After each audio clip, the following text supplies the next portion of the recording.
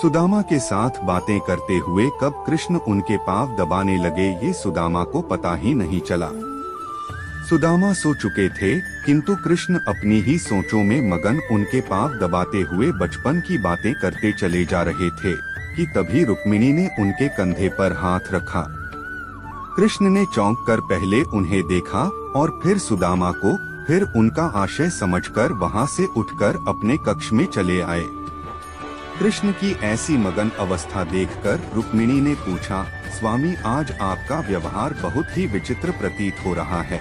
आप जो इस संसार के बड़े से बड़े सम्राट के द्वारका आने पर उनसे तनिक भी प्रभावित नहीं होते हैं, वो अपने मित्र के आगमन की सूचना पर इतने भाव विभल हो गए कि भोजन छोड़कर नंगे पांव उन्हें लेने के लिए भागते चले गए। आप जिनको कोई भी दुख, कष्ट या चुनौती कभी रुला नहीं पाई, यहाँ तक कि जो गोकुल छोड़ते समय मैया यशोदा के अश्रु देखकर भी नहीं रोए, वे अपने मित्र के जीर्ण शीर्ण घावों से भरे पावों को देखकर इतने भावुक हो गए कि अपने अश्रुओं से ही उनके पावों को धो दिया। कूटनीति, राजनीति और ज्ञान के शिखर पुरुष आप अपने मित्र को देखकर इतने मगन हो गए कि बिना कुछ भी विचार किए उन्हें समस्त त्रिलोक की संपदा एवं समृद्धि देने जा रहे थे। कृष्ण ने अपनी उसी आमोदित अवस्था में कहा, वह मेरे बालपन का मित्र है रुक्मिणी, परंतु उन्होंने तो बचपन में आपसे छुपाकर वो चने भी खाए थे जो गुरुमाता ने उन्हें आपसे बांटकर खाने को कहे थे। अब ऐसे मित्र के लिए इतनी भावुकता क्यों? सत्यभामा ने भी अपनी जिज्ञासा रखी।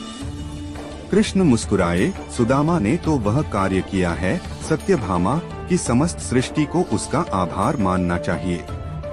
वो चने उसने इसलिए नहीं खाए थे कि उसे भूख लगी थी, बल्कि उसने इसलिए खाए थे क्योंकि वो नहीं चाहता था कि उसका मित्र कृष्ण दरिद्रता देखे। उसे ज्ञात था कि वे चने आश्रम में चोर छोड़कर गए थे और उसे यह भी ज्ञात था कि उन चोरों ने वे चने एक ब्राह्मणी के गृह से चुराए थे। उसे यह भी ज्ञात था कि उस ब्राह्मणी ने यह श्राप दिया था कि जो भी उन चनों को खाएगा वह जीवन पर्यंत दरिद्र ही रहेगा। सुदामा ने वे चने इसलिए मुझसे छुपाकर खाए ताकि मैं सुखी रहूं। वो मुझसे ईश्वर का कोई अंश समझता था, तो उसने वे चने इसलिए खाए क्योंकि उसे लगा कि यदि ईश्वर ही दरिद्र हो जाएगा तो संपूर्ण सृष्टि ही दरिद्र हो जाएगी। सुदामा ने संपूर्ण सृष्टि के कल्याण के लिए स्वयं का दरिद्र होना स्वीकार किया। इतना बड़ा त्याग रुक्मिणी के मुख से स्वतः ही निकला। मेरा मित्र ब्राह्मण है रुक्मिणी, और ब्राह्मण ज्ञानी और त्यागी ही होते हैं। उनमें जन कल्याण की भावना कूट कूट कर भरी होती है। इक्का दुक्का अपवादों को यदि छोड़ दिया जाए तो ब्राह्मण ऐसे ही होते हैं।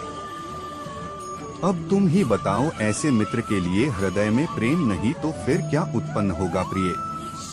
गोकुल छोड़ते हुए मैं इसलिए नहीं रोया था क्योंकि यदि मैं रोता तो मेरी मैया तो प्राण ही छोड़ देती, परंतु मेरे मित्र के ऐसे पांव देखकर, उनमें ऐसे घावों को देखकर मेरा हृदय भर आया। रुक्मिणी, उसके पावों में ऐसे घाव और जीवन में उसकी ऐसी दशा मात्र इसलिए हुई क्योंकि वह अपने इस मित्र का भला चाहता था।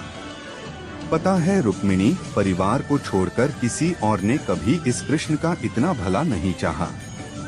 लोग तो मुझसे उनका भला करने की अपेक्षा रखते हैं। बस सुदामा जैसे मित्र ही होते हैं जो अपने मित्र के सुख के लिए स्वेच्छा से दरिद्रता एवं कष्ट का आवरण ओढ़ लेते हैं। ऐसे मित्र दुर्लभ होते हैं और न जाने किन पुण्यों के फलस्वरूप मिलते हैं। अब ऐसे मित्र को यदि त्रिलोक की समस्त संपदा भी दे दी जाए तो भी कम होगा। कृष्ण अपने भावुकता से भर्राए हुए स्वर में बोले।